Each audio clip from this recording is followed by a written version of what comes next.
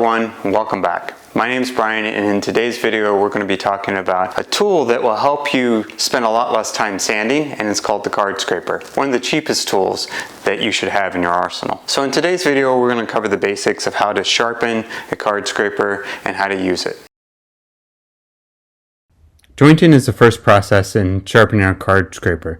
Here you can see I'm using a file, holding it at 90 degrees, moving it along the scraper to flatten it, and then I use either a file or a coarse sharpening stone to remove the burr. Our next step is to use a handheld burnisher to draw out a burr.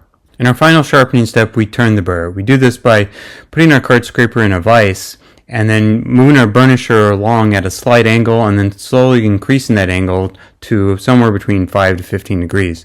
We can also use a fixture for doing this, and I demonstrate both.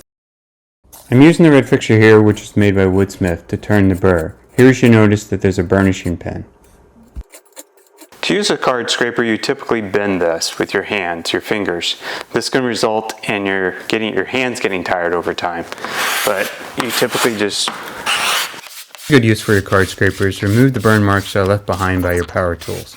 This is a very good use of the card scraper and results in a lot less sanding. Here you can remove shavings by tilting the card scraper in the direction you want to go and pushing along the workpiece. You can also pull to remove shavings.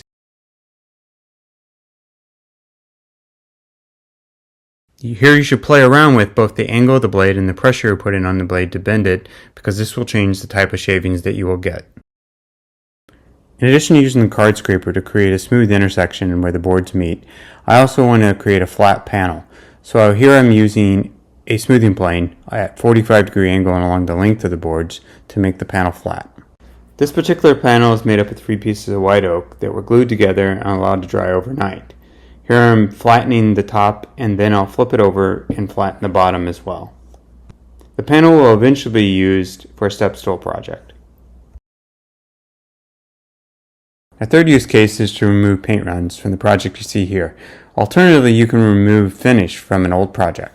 Hope today's video was helpful to you, and I hope you add a card scraper to your tools. It's one of the cheapest things that you can add that will improve your woodworking. Don't forget to like and subscribe, and I'll see you in the next video.